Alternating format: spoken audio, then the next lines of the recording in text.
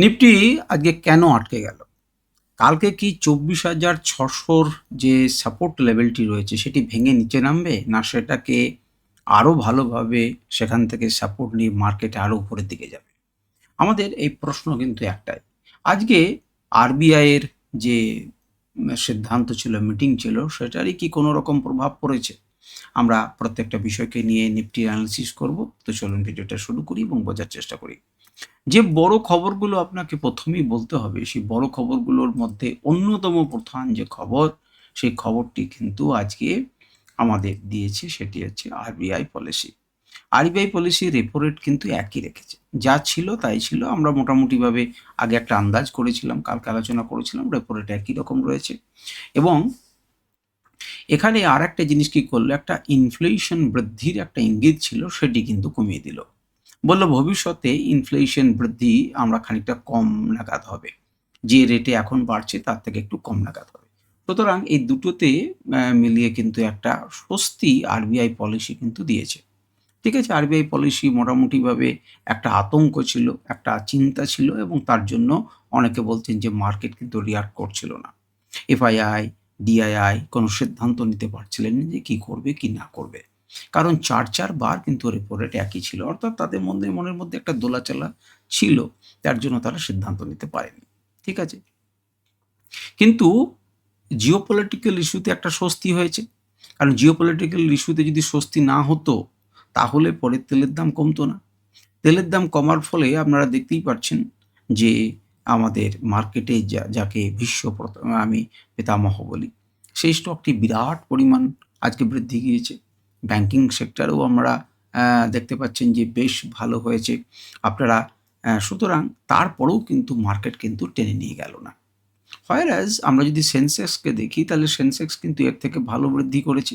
তাহলে দুজনের মধ্যে চরিত্রের কোনো না কোনো জায়গাতে একটা ফারাক তৈরি হয়ে থাকছে নিফটি এবং সেন্সেক্সের আচরণের মধ্যে। অর্থাৎ তাদের মধ্যে একটা ডাইভারজেন্স কিন্তু ক্রিয়েট করেছে।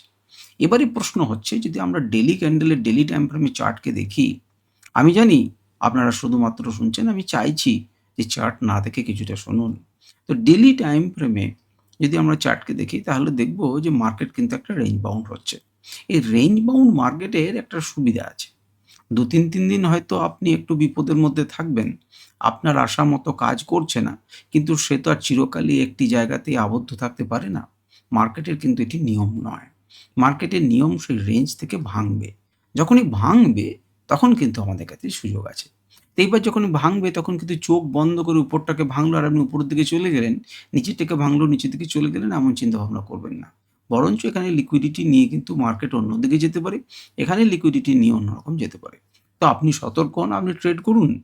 কিন্তু যদি ঘুরে যায় মার্কেট, তাহলে স্টপ লস নিন এবং আপনার ভিউটাকে পরিবর্তন করে আবার নতুন দিকে বাহিত করুন। অর্থাৎ মার্কেট হচ্ছে গিরগিটির মতো। সে রং পাল্টাবে এবং আপনাকে টিকতে গেলে তার সঙ্গে কিন্তু রং পাল্টাতে হবে। বেশ! তাহলে মোটামুটিভাবে আমরা এই দুটো খবরকে জানতে পারলাম যে রেইন বাউন্ড মার্কেটের প্রভাব কি কালকে ছাড়তে পারে কিনা। এবারে আমরা দেখি যে কোন সেক্টরগুলো একটুখানি আমাদের ভালো দিয়েছে। যদি আপনারা ডিফেন্স সেক্টর দেখেন, খুব সুন্দর দিয়েছে। আপনি যদি পিএসইউ ব্যাংক দেখেন, তাহলে দেখবেন ভালো দিয়েছে। আপনি যদি কেমিক্যালসে দেখেন, তাহলে কেমিক্যালস ভালো দিয়েছে। আপনি যদি অয়েল অ্যান্ড গ্যাসকে দেখেন, তাহলে অয়েল অ্যান্ড গ্যাস ভালো দিয়েছে। উল্টো পক্ষে যদি আপনি রিয়েলটি দেখেন, দেখেন ১২ টা বাজিয়ে দিয়েছে। অটো, মেটাল সেক্টর ১২ টা বাজিয়ে দিয়েছে। অর্থাৎ কিছুটা তাদের বৃদ্ধি হয়েছিল ২ দিন আগে।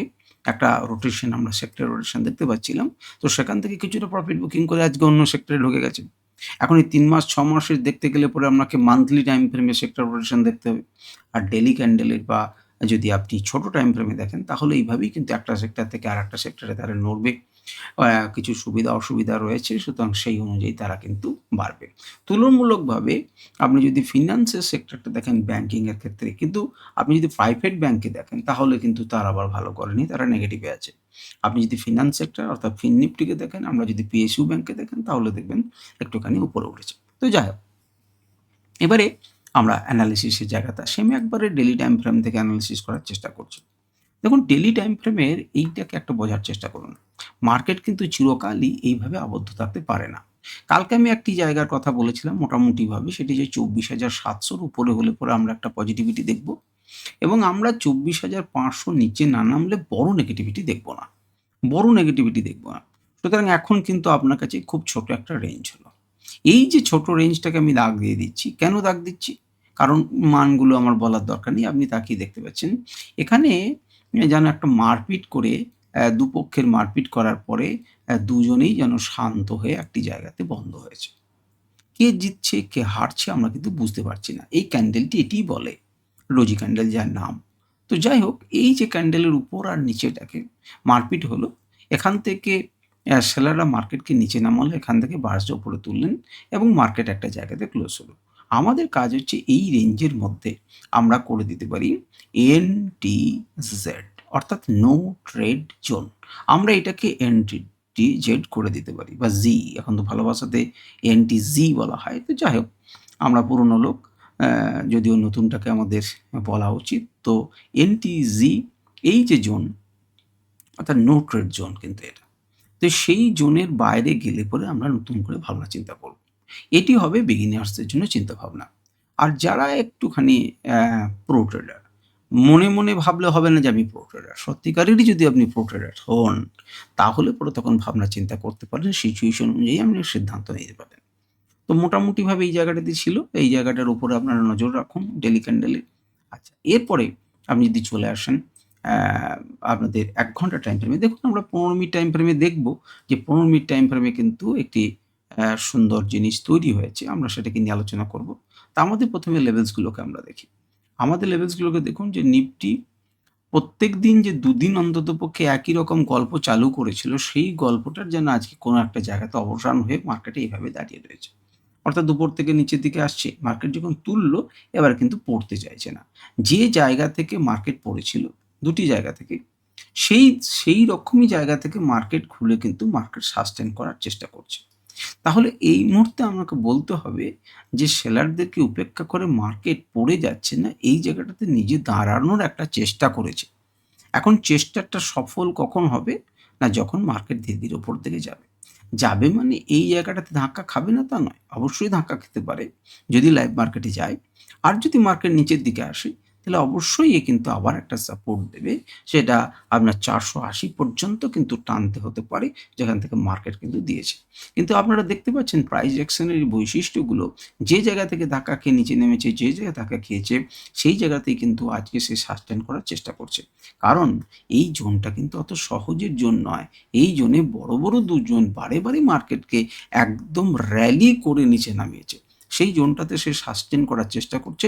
সুতরাং আমাদেরকে একটু বাহবা দিতে হবে এবং আমাদের মার্কেটের ভীষ্ম পিতামহ আজকে অনেক পার্সেন্ট বেড়েছেন অয়েল এবং তেলের নিচে নেমে যাওয়ার জন্য, এবং তিনি একা কাঁধে করে SBI, আমাদের আরও কিছু ICICI ব্যাংক, আরও কিছু ব্যাংক আমরা দেখেছি, যেগুলো মার্কেটকে উপরে তুলে নিয়ে যাওয়ার জন্য বা আটকে রাখার জন্য কিন্তু যথেষ্ট ভালোভাবে কাজ করেছে। আমরা ১৫ মিনিটে একটুখানি দেখি এবং বিচার করার চেষ্টা করি। তাকিয়ে দেখুন আমাদের চার্টে আমি একটি আধখানা অ্যা দেখতে পারেন যে ২ টি দাগ। কেউ, কেউ ২ টি দাগ দেখতে পারেন। কেউ, কেউ দেখতে পারেন যে এটি একটি আধখানা ত্রিভুজ কল্পনা করতে পারেন। এই যে ২ টি দাগকে আমি দেখলাম, সেই ২ টি দাগ দিয়ে আপনি কি বুঝলেন? আমি একটুখানি ছবিটাকে অফ করে দিই। আমাদের আঁকাগুলোকে অফ করে দিই এবং তারপর দেখি। এই ২ টি দাগ দিয়ে আপনি কি বোঝার চেষ্টা করছেন? এই ২ টি দাগ দিয়ে। এটি কিন্তু লাইভ মার্কেটে আপনি আঁকতেই পারতেন। লাইভ মার্কেটে আঁকতে পারতেন, তো সেটা যদি ৭ তারিখে আপনার ৬ তারিখ থেকে ৭ তারিখে যখনই গেল, আপনি সেটাকে সুযোগ নিতে পারতেন। তো যাই হোক, আপনি তাকিয়ে দেখুন এখানে, এবং নিচের দিক থেকে এখানে গেছে। তো এটা অরিজিনালি কি করলাম? আমার দাগটি ঠিক হলো না। অরিজিনালি আমরা কি করলাম? এটি একটি ত্রিভুজ, এটি একটি পয়েন্ট, এটি একটি পয়েন্ট, এটি একটি পয়েন্ট। অর্থাৎ মার্কেটে ১৫ মিনিটে একটি ট্রায়াঙ্গল প্যাটার্ন তৈরি করেছে, যার বক্তব্য হচ্ছে উপরের দিকে আমি যেতে চাই। উপর দিকে যেতে চাই এবং সেই মুহূর্তের মতো ভেঙেছেও।